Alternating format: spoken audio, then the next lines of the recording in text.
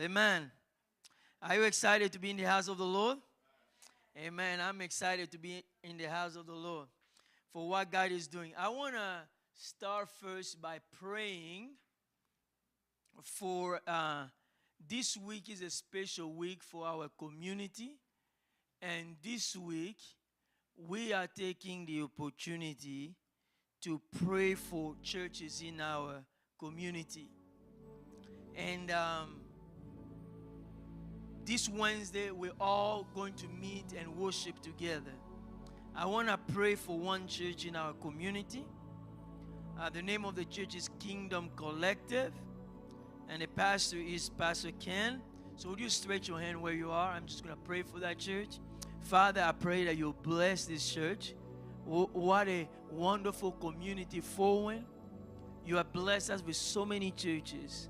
I just pray particularly for this church that you are going to anoint them and equip them to do what you have called them to do in our city. Bless Pastor Ken as he's leading that church. We give you praise and honor in Jesus' name. Amen. Praise God. So we just want to make sure that all the language, can you hear les gens qui parlent les autres langues? Vous pouvez écouter? I want to make sure that you hear. Is someone translating for Creole? Okay, good. So we have a translation for Creole and French. Amen. So would you stand? We're going to make a declaration together. So let's make a declaration together. So we're going to declare.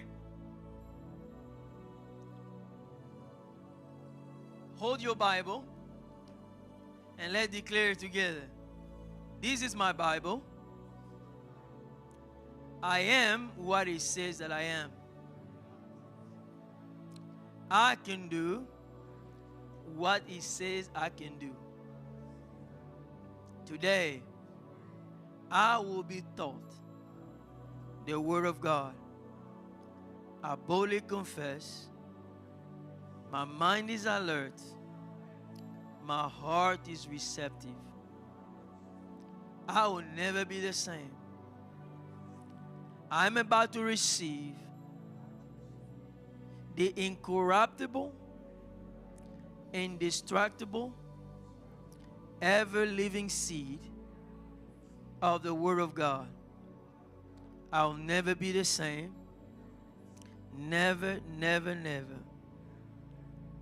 I will never be the same. In Jesus' name. Amen. Amen. You may be seated.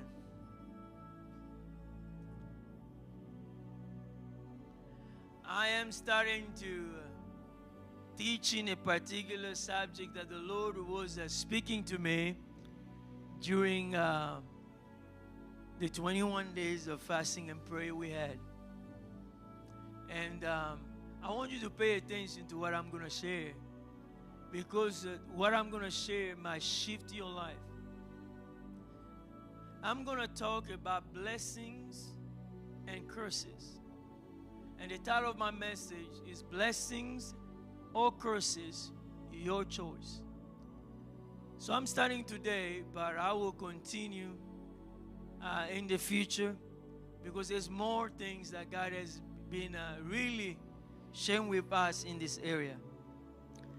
Would you open your Bible in the book of Deuteronomy chapter 30? Deuteronomy chapter 30. And we are going to read from verse 19 to verse 20.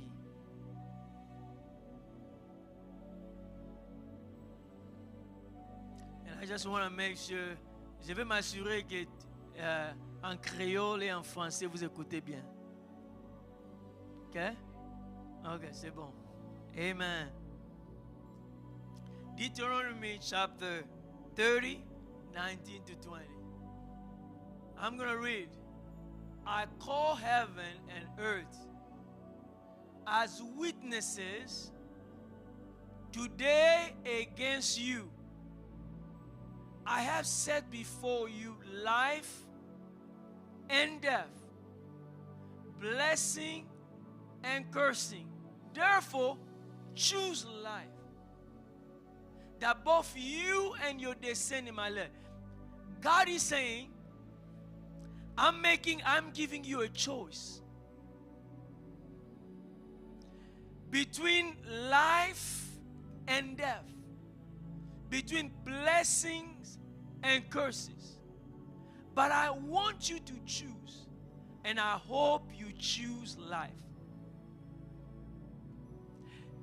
Let's continue.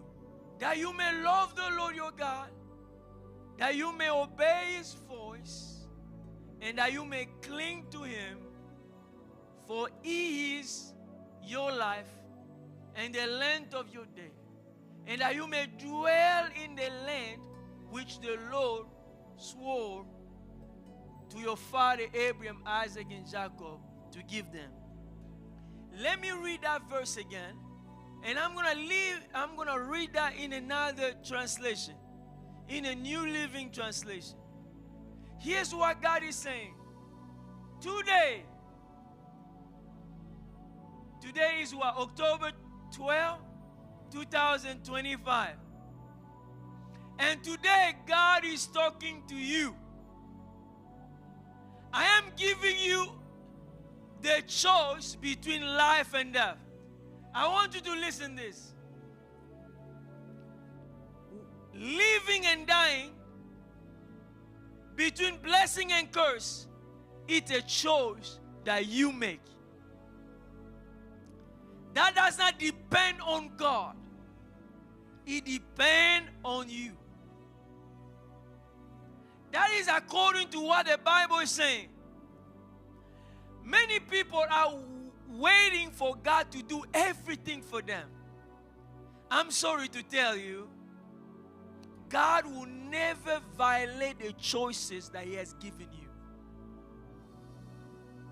And that's where we get into a lot of problem, because we do not understand that God has given us choices. Blessing and curses is a choice you make, and God will never violate your choice. But listen, God is saying, now I call heaven and earth to witness the choice you make. Who's going to make a choice? You're going to make a choice. But He's saying, I'm calling some witnesses to come. Come, heaven. Come, earth. Come and look at the choice that they're going to make. Oh, that you will choose life so that you and your descendant might live. God is saying this. I wish, I hope you choose life. God is saying, I cannot choose it for you. I wish you choose blessing. Isn't that strange? But you ask, God is sovereign. Why didn't God make the choice for me? Give me the blessing. No, God said, no. I don't do that. I have given you a choice, and you need to choose blessing or curses. But here's the next verse. You can make this choice. God is giving you an answer. How you can make this choice? You can make this choice by loving the Lord your God. The way you make that choice of life or death, or blessing or curses, is by loving the Lord your God, loving Him. Number 2, obeying Him. Number 3, committing yourself firmly to Him. Number 1, what? Obey. Number 1, love Him. 2, obey Him. 3, commit yourself firmly to Him. And He continues to say, this is the key to your life. Do you know that life has a key? Life has a key. When I was growing up, if I did a mistake, sometimes they might lock me into a room. If they lock me into a room, I can cry. They're not going to open the door. And I didn't like the dark. So if it's dark, I'm really scared. So I'm going to hit at the door. Open, open, open. Nobody come to open. And then I get tired, I cry, and then I sleep. Because I did not have the key. If you don't have the key, you will not be able to open the door. I want to tell you this. Life has keys. Jesus told the disciple, therefore, I will give you the key to the kingdom. I'm telling you, this world has a key. Everything has a key. Even finance has a key. The way you don't have what you have because you don't understand the key. Until you get the key, you can be standing at the door and crying. It's not going to be open. And God is saying, this is the key to your life. I want to tell somebody today that life has a key. Life has a key. And God has given you a choice to that key. Your success or your progress depends how you're going to use the key. It doesn't matter your age. I don't know how I can say this. Life has a key. Until you use the key, you will be stuck. There's key for everything in life. Let me continue. In Proverbs chapter 10, verse 22. Proverbs 10, 22. The Bible says this. The blessing of the Lord make one rich. What you really need in your life is the blessing of the Lord. Let me say again, the blessing of the Lord. It didn't say the blessing of your uncle. It didn't say it's saying the blessing of the Lord is what make one rich. And he add no sorrow to it. What you need in your life is the blessing of the Lord. Once you get the blessing of the Lord, he will make you rich in every area. The blessing of the Lord.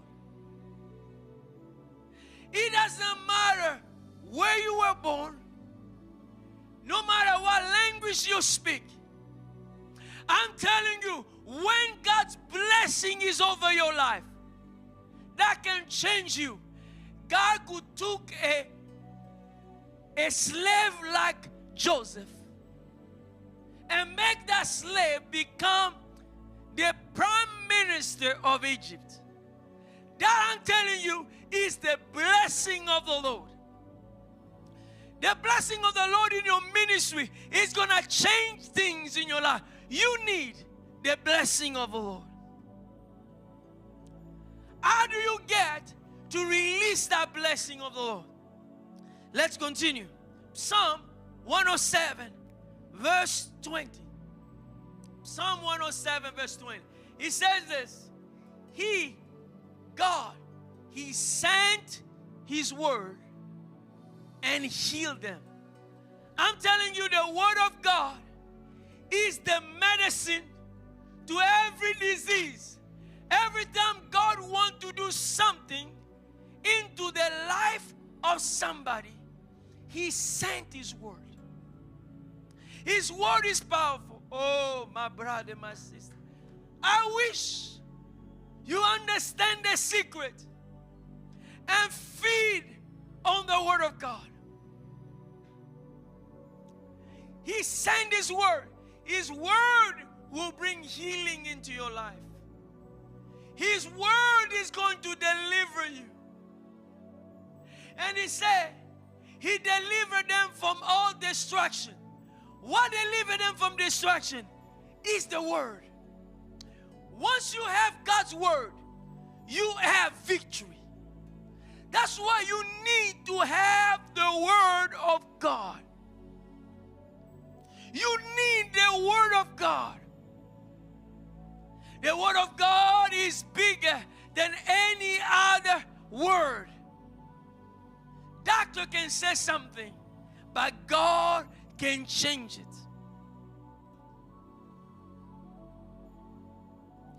2 Corinthians chapter 8 verse 9. The Bible says this.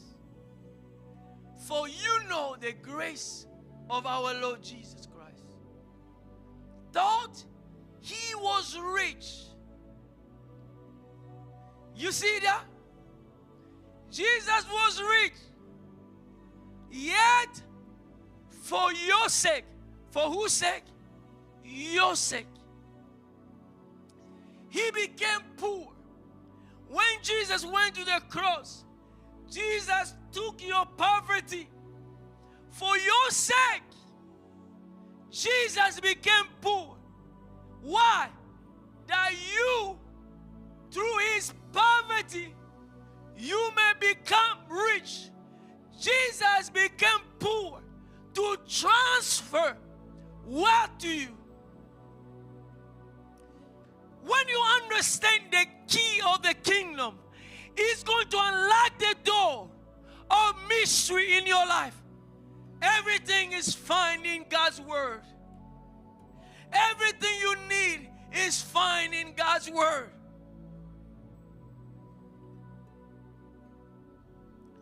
Listen to me. There are invisible power that are working to determine the destiny of every person in this place, whether for good or for bad, for better or for worse. There are invisible forces that have power that are trying to direct your destiny into one direction or another. Let me define what it means to be blessed. To be blessed means to have a supernatural power working for you. Being blessed is having supernatural power working for you. And being cursed is having supernatural power working against you. It's just the opposite. There are invisible forces that are trying to direct the destiny of people in this place. When I'm talking about blessings, people always think that, oh, to be blessed, you need to have $1 million or $1 billion in your account. No, that's not what I'm saying. But when you are blessed by the Lord, you're going to have a quality of life that even the billionaire or the millionaire will envy the quality of life that God has given you. Because the blessing of the Lord makes one rich. It affects your relationship. It affects your health. It affects your emotion. It affects your finance. It affects your marriage. It touches every area of your life. That is the blessing of the Lord. The blessing of the Lord. When God blesses you, He adds no sorrow into it. But a curse is an invisible barrier that keeps people from receiving the things that God has for them. So a curse is something that the enemy is trying to put to prevent you from receiving what God has for you. I told you there are two types of forces that impact the lives of everyone here. you can put them in two different buckets. One is visible and other are invisible. So in two buckets, I can say visible bucket, and I look here, invisible bucket. And those are the forces that are trying to shape the future of everyone that is listening to me today.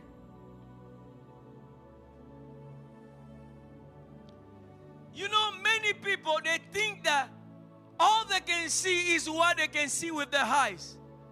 No. I want to tell you, there's more than your eyes can see. The Bible says this in 2 Corinthians 4:18. 2 Corinthians 4:18. And it says this. It says this. While we do not look at the things which are seen, but at the things which are not seen. For the things which are seen are temporary, but the things which are not seen are eternal. I want to tell you this. The visible things are temporary, but the invisible things are powerful because they are eternal. 1 Corinthians chapter 1 verse 16. I want you to get this. The Bible says this. For by him all things were created that are in heaven and on earth. Visible and what? Invisible. Not only everything is not visible with my eyes, but they are visible and invisible. You listen to this. Whether thrones or dominion or principality or power. In the spiritual realm, there are dominion, there are principality, and there are powers.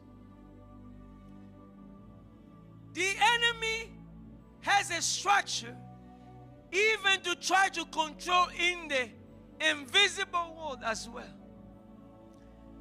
If you look at the story of Daniel, Daniel was praying. He was fasting. When he started fasting, there's an angel that was sent from heaven to come and give Daniel an answer. But you know what happened? That angel was stopped somewhere. He was stopped somewhere by what they call it, the prince of Persia. But in reality, those are principality, power, dominion that are trying to stop the plan that God has for your life. They're trying to stop what God has purpose for you. I want to tell you, you see a lot of things that happen in the world. You think it's just all those wars. You think that it's only people get mad to each other. You'll be surprised that there are power and dominion that are behind. Nations have spirit or demon principality that sometimes rule over nations. So, those dominion. So I want to remind you what I said, that visible and invisible. There are visible and invisible, but the invisible has a bigger influence on the visible things that we see. Hebrew 11:3. Hebrew 11:3. The Bible says this, by faith we understand. I don't want anybody here to be ignorant, because God said by faith we understand that the world were framed by what? By the Word of God. It's powerful. The Word that came from God is what created the world. So that the things which are seen were not made of the things that are visible. What he's saying is that the invisible created the visible.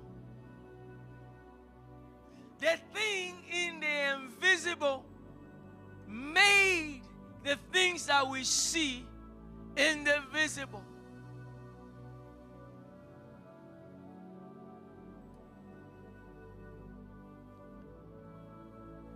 It is only in the invisible that you can discover the forces that shape destiny. The forces that shape destiny are found in the spiritual and invisible realm. Listen to me. Blessing and curses both belongs into the invisible realm. If they belong into the spiritual realm.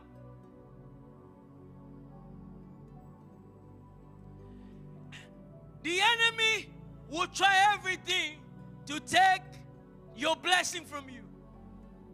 The first thing that he will try is take the word away from you. That's why when you want to pray, you open your Bible, you feel like sleeping. It seems like if you want to sleep, just open your Bible. Then the sleeping is going to come. You think it's just normal, but there's something that is trying to steal something from you. The main vehicle by which blessing and curses are released is through the mouth. Word are the door in which blessing and curses are spoken. Let's look at Proverbs 18:21. Proverbs 18:21. Death and life are in the power of your tongue. I want you to tell your neighbor, my tongue has the power of life and death. I don't know if you realize that, but I'm telling you, life and death are in the power of your tongue. And the Bible says, those who love it will eat the fruit. There was a young man, and this young man was, when he was little, he would play with his brother, his older brother, and he would always say, when I'm not going to live past 40, he was just making a joke. I'm not going to live past 40. It was just a joke. Be careful with the joke you make. Oh, I'm just crazy. Be careful. What happened when this young man was 39 years old? This young man got sick and got into coma. They put him in coma. Great men of God came to pray for him. So this is one of the men of God who wrote in his book. His name is Kenneth again. So he prayed for this man, and God spoke to him. He said, there are things that have been put in motion that cannot be reversed. Few days, this young man died. And during his funeral, this pastor is telling his older brother, here's what, when I was praying, here's what I heard, like the was telling me. His brother was surprised. And he said, that is exactly true. Because my brother, when we were young, he always said, I'll not live past 40. And he died before 40 years old. Life and death are in the power of your tongue. And many times, I've heard people, I don't love math. I don't like math. Exactly what happened to them. Every time math comes, all they see is like Hebrew or Greek, And that's it. They don't like it anymore. And it started at some point because I'm telling you, your word has power. Continue saying, but the things you are saying, if you're going to live your life according to the things that you've been saying. James chapter 3. Let's start from verse 5. James chapter 3. The Bible says this. Even so, the tongue is a little member and boasts great things. See how great a forest a little fire kindle. And the tongue is a fire, a world of iniquity. The tongue is so set among our member that it defiles the whole body and set on fire the course of nature. Tongue. And it is set on fire by hell. The tongue is so powerful.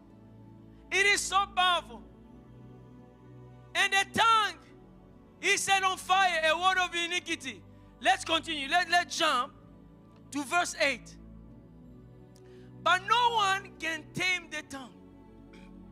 It is an unruly evil, full of deadly poison. I want to tell you this. Tongue is a deadly poison. It can kill you. Let's go to verse 9. With it, we bless our God and Father, and with it, we curse men. The same time, who have been made is similitude to God. Verse 10. Out of the same mouth proceed blessing and curse. Where does it proceed from? The mouth. Out of the same mouth proceed life and death. My brethren, this thing ought not to be. He's saying you shouldn't be doing this. You shouldn't be doing this. You shouldn't let your mouth be a place where blessing and curse are. What I'm telling you is the key. This is the key to your life.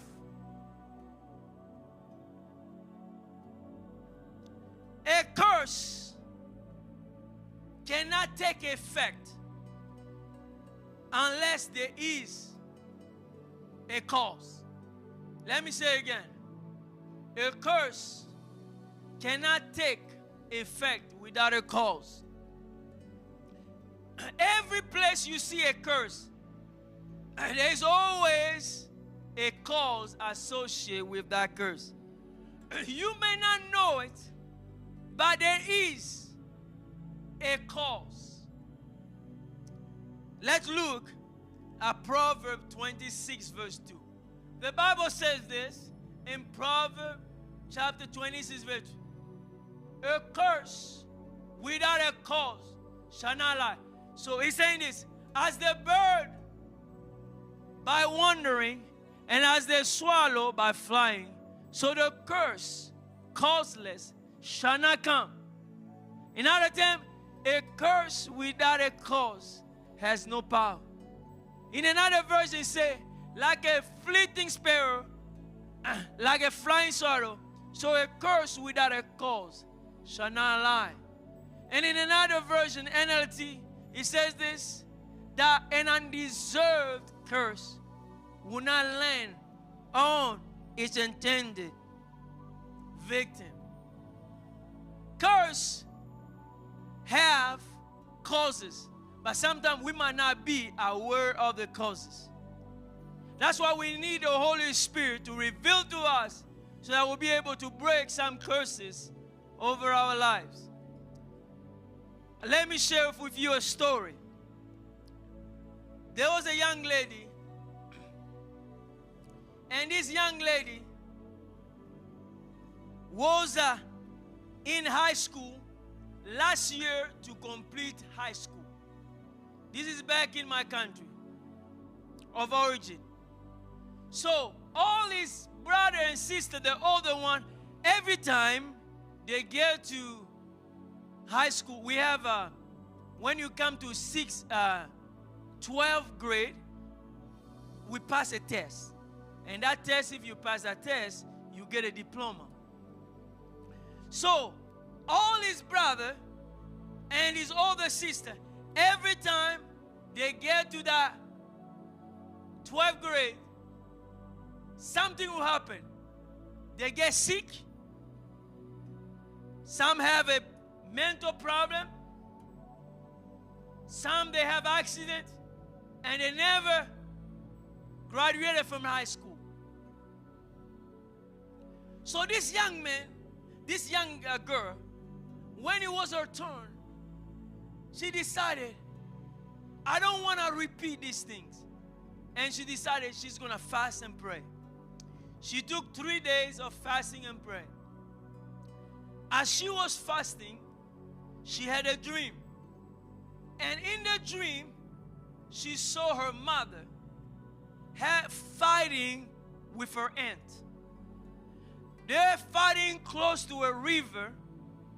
They are fighting, and as they are fighting, her mother took a stick and hit her sister on the shoulder. Bam! And her sister turned and looked at her mother, and her sister declared, may none of your children finish school. So, she woke up in the morning. She had a dream, a strange dream. She went and told her mother, Mom, here's what I dreamed last night. And as she's explaining it, she's telling the dream to her mother was surprised over the detail that she was sharing. Because her mother remembered what happened when she was young. He said, what you are saying is exactly what happened when we were young. I was fighting with my older sister, and then I hit her, and she spoke those words. Because God revealed that information to that lady, she was able to break that curse and release herself. And she was the first one to pass her test, and graduate from high school. I want to tell you, the word has power because the invisible shape the visible. In the book of Deuteronomy, chapter 28, verse 1 to 2, the Bible says this, now it shall come to pass, if you diligently obey the voice of the Lord your God, to observe carefully all his command, which I command to you today, the Lord your God will set you high above all the nations of the earth. And all these blessings shall come upon you and overtake you, because you obey the voice of the Lord your God. Let me tell you a secret now. The condition for obeying the blessing of the Lord. Number one, you have to listen to the voice of God. You have to listen to the voice of God. My sheep hear my voice. Number two, you need to do what he said. It's that simple. You hear the voice and you do. God has given us the key, but the problem is in us. As we're studying this, we will continue and see more things in the future. But I'm going to close today here. But the point I want to make, if you go back to the book of Deuteronomy 28, you will see there's a few chapters for blessing, but a lot more chapter for cursing. Blessing comes from hearing God's voice and doing what he says. And curses come from not hearing the voice of God and not doing what he says. God wants each person that comes here to be able to have a breakthrough into the destiny that God has for you. Each of us here has a destiny. I'm going to finish with a few questions, and we will pray. You can close your eyes and just reflect to what I just shared for a minute. But here's the question I'm going to ask you. Question number 1. Do you see any possible generational curses in operation in your life or in your family? If that is the case, be specific. Question number 2. Is there any area in your life which you are experiencing frustration in, where frustration is a recurring experience? Blessing and curses, once they are released, they tend to continue from generation to generation until something happens to cancel their effect. I want you to pray, and here's what I want you to pray. Ask the Holy Spirit to reveal to you if there is any curses that is affecting you or your family. I want you to pray. Ask the Holy Spirit. The Holy Spirit is your friend. The Holy Spirit is your guide. Simple prayer today.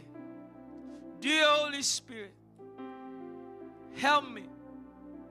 Reveal to me if there is any curse that is operating in my life, in my family, in my community. As you praying that prayer, I'm going to ask anybody here that never gave their life to Jesus. That should be the first step. If you are here, you have never given your life to Jesus, and you want to do so, the reason is because Jesus came to help you break the curse over your life. If you are here, you want to give your life to Jesus, lift your hand where you are, because that is the first step to have victory over curses. If you are here, I want to give you that opportunity. Lift your hand where you are. Your name is power. Your name is healing. Your name is light. Break every stronghold. Shine to the shadow. Burn like a fire. So I want you to stand as we're getting close to the end. As they're singing this song, ask the Holy Spirit. Your name is healed. Ask the Holy Spirit. Your name is light. Show me, Holy Spirit. Break every stronghold. Shine to the shadow. Burn like a fire. Your name is power. Your name is healing. Yes. Your name is light. Oh, break every stronghold. Shine to the shadow. Yes. Burn light.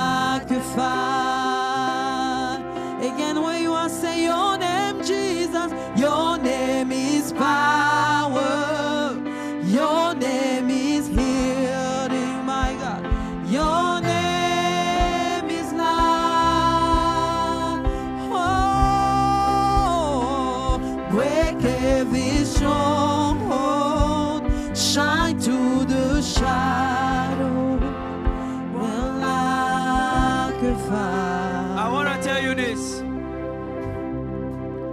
The revelation of the Lord is half of the battle. Once God revealed it to you, it's already a big victory. Because the enemy tried to operate in the dark. I'm going to give you a homework. And that is Galatians chapter 3, 13 to 14. Christ has redeemed us from the curse of the law, having become a curse for us. For it is written, cursed is everyone who's hung on a tree, that the blessing of Abraham might come upon the Gentile in Christ Jesus, that we might receive the promise of the Spirit to faith. Father, today I pray for your people. Holy Spirit, I ask you for insight and revelation. Insight and revelation into the invisible barrier, into the curses that are trying to operate into the lives of your people. Father, today in the name of Jesus, I release the blessing from the Lord. I release the blessing of the Lord. Father, that in this house, it will be a house of testimony, where God's hand is going to move in a powerful way. In the name of Jesus, I come against every barrier. I come against every barrier that is preventing people from experiencing their breakthrough in their lives. In the name of Jesus. In the name of Jesus. In the name of Jesus. Let's sing this song together. Oh, come on. Shout Jesus from the mountain. Jesus in the street. Jesus in the darkness of every enemy. Jesus for my family. I speak the holy name of Jesus. Where you are, shout loud and say, shout Jesus. Shout Jesus from the mountain. Jesus in the street. Oh, Jesus in the darkness of every enemy. Oh, Jesus for my family. I speak the holy name, Jesus. Oh, your name, your name is power. Your name is healing. Your name is life. Oh, break every stronghold, shine to the shadow, burn like a fire. Your name, oh God. Your name is power. Your name is healing. Your name is life. Oh, break every stronghold, shine to the shadow, burn like a fire. I want you to lift your hand as I'm declaring this verse over you. In Numbers chapter 6. And the Lord spoke to Moses, saying, speak to Aaron and his son, saying, this is the way you should bless. You shall bless the children of Israel. Say to them, and I declare over you, may the Lord bless you and keep you. The Lord make his face shine upon you and be gracious to you. May the Lord lift up his countenance upon you and give you peace. And I put the name of God over your life. I bless you today. I declare that this week will be the best week of your life. Heaven will be open for you. Heaven will be open for you. You're going to walk under the favor of the Lord. You're going to walk under the grace of the Lord. In the name of Jesus, I pray. I say amen, amen, amen. God bless you. Have a wonderful day. You can stay pray if you want to, but greet one another. God bless you. Oh, shout it. Shout Jesus for